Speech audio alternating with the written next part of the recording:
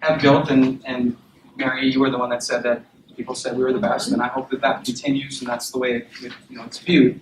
But it's a significant difference for us because it allows us to stand behind our own product and really teach about that. So, very sorry that these slides aren't working. Essentially, what a couple of the slides are is in this business, when you say warranty, you immediately either think of the manufacturer's warranty or the extended warranty. And there has been so much fraud, and mostly in the automobile industry, companies that will call you up, they will buy lists from dealerships. So you buy a new Chevy truck and you call that dealership and you pay them a bunch of money for their list of any customers that bought from them. And you will know when their manufacturer's warranty will expire. What these companies were doing was calling up and saying, I'm an extension of your extended or of your manufacturer's warranty, and I see that's going to expire. You probably should buy this from us now and make sure that you're covered. Well, none of these companies are that way. I mean, the only time that you can do that is maybe a service plan through your dealership that's maybe backed by Chevy, or it's a Chevy-specific product, for an example. There's also called mechanical breakdown insurance, which is what Good Sam is. Basically, they're licensed as an insurance company from every different state, but the idea of coverage is exactly the same as an extended warranty.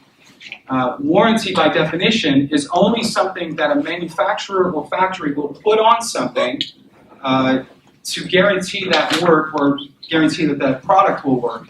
And therefore, an extended warranty really, by nature or by definition, is not right. And so, especially in Florida, they're doing a lot of regulation and trying to make sure that everybody is on the same page. And so what they're doing is publishing all of the rates of what these things cost so that companies aren't charging too much and the coverage is laid out, which I think is very good for the consumer, but at the same time, there's no benefit to you as a consumer because you're going to pay that price. Whatever that marked up price is, and it's going to be the same for everyone, where the rest of the company can be a little bit more competitive. The real definition of these plans is an extended service contract, okay? And normally with your manufacturer's warranty, it varies in the range of how long it is. So typically your manufacturer's warranty, if you've purchased a coach that is brand new, the length of coverage is about a year. Some of them are pretty good and will go up to 2 years. But then your appliances might be up to 3 years or 2 years, and then if you have a gas engine, it might be 4 years or 5 years, and if you have diesel, it'll cover your engine and transmission for up to 7 years. So they all range. And a question, I just had a gentleman that started with us that has worked in the RV industry, and he asked a question I thought was very interesting. He said, what is it that a manufacturer knows that they only put their manufacturer's warranty on for just 1 year? Why will they only do that? Which is a very interesting question. There's a couple of answers that I find in there, and it's based on kind of historical studies of how many claims are paid and how quickly things tend to break down, especially in the first couple of years. So, the buying an extended service plan, it is always going to be the most reasonably priced when it's brand new. And that's why the emphasis or focus from the dealership when you get into that finance office is such an important thing, because they're getting in there saying, you need this, you don't want to pay for the breakdowns, it's going to be the cheapest right now. And so what is taken into consideration by the insurance companies is the fact that if it's the engine or transmission, that's going to be covered by the manufacturer. So they're in the first position, so your extended warranty doesn't have to pay for any claims on them. So that continues to bring that price down, okay? One of the things that I think is very interesting, and what I've learned in this business, is when you talk about extended warranties, you get a lot of negative stigma. It's almost like a used car sales thing. And what I've tried to figure out is, why is that? And I believe when you're spending the amount of money on these coaches that you are, I mean, you're putting out a substantial amount of money, and you get into the finance office, and I'm not saying that dealership, finance guys are shady. Some of them are very, very good, but they're also very good at the sales process. And what I have found is that they have been able to learn how to deliver information to kind of overwhelm you or quickly slide it past you, if you will. So they'll say, all right, folks, you don't want to pay for a breakdown on this. Just take this plan. It's a bumper-to-bumper plan. You won't have to pay for it out of pocket. It's only going to change your payment $20 a month. Okay? And you're like, you know what? Fine. That's great. Well, first and foremost, bumper-to-bumper is not true. The only bumper-to-bumper program there is in the market is the manufacturer's warranty, period. They're the only thing that will cover. So once that's done, now it's individual. So we don't like using that verbiage simply because it's not true. Number two, what is interesting to me, and some folks, because you're on a fixed income and you're trying to deal with your budget and you don't have the expendable money to just buy you a warranty outright, you finance that extended service plan in your loan. And we had a slide, which was my favorite slide, and I'm really disappointed that it's not up. It takes an example of making a purchase on a $4,000 extended service plan for 4 years. If you had that plan for $4,000 and wrap that into your loan, and these loans go 15 years, some of them go more, I think the total was $68.81. So you're paying almost $2,900 more for a 4-year plan on a 15-year loan, and when that 4 years of coverage is done, it's done. You're still paying for it. You almost could have paid for an entire additional 4 years by not financing them. And so they've gotten tricky and they've navigated. One of the things our company did is we realized that we could sell these policies at a wholesale rate. And so we were selling the biggest names out there, and the dealerships were getting upset because you would walk in and they would try to sell you your program, and they'd say, well, this is a $6,500 program. And folks become savvy and start looking online and figuring out, well, I think maybe I can get this for a better price. I'm just going to see. You call a company like mine, I say, sure, I can sell you that program. The price is $4,000. Now you're livid. Now you walk back into the dealership office and say, haven't you made enough money on me? I mean, do you really have to soak me for more? How can I buy the exact same policy from another company, but you're going to charge me $2,500 more? So essentially, we were taking revenue and profit out of a lot of the dealerships. And so that's why we've narrowed in on a few companies that we will have the ability to sell just our own. It'll be our own product.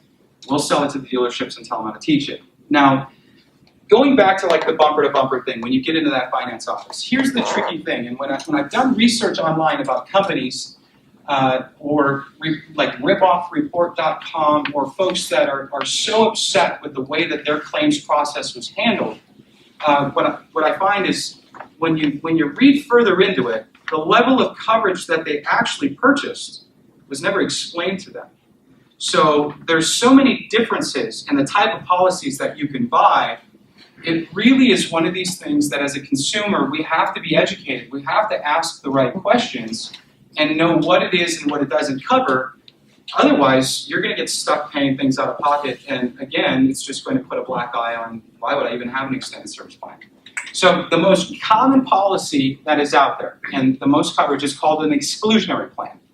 The exclusionary plan basically is going to cover everything, but all of your electrical and mechanical components in your coach, unless they specifically identify it in the contract under what is not covered. So that's the exclusion list, okay? Most of the exclusions are going to be maintenance items. So general wear and tear things, your hoses and belts, fluids, brake pads, light bulbs, tires, batteries, things that you're responsible to check up on, make sure that there's no fraying, tearing, cracking, and that they're being replaced at the intervals recommended by the manufacturer, okay? I find that it's a very good policy provided that you're doing the maintenance and you have the documentation for the maintenance. We have not seen issues with claims when you have an engine issue and it's not lubricated, based on their analysis, because when these inspectors go out and you have a claim and it's a big claim, and they go out and they say, well, it wasn't lubricated, I don't think you had your oil change done, but you pull out that piece of paper saying, no, I just had this done 4 months ago. It absolutely was lubricated. It was, the oil change was done. You have your documentation.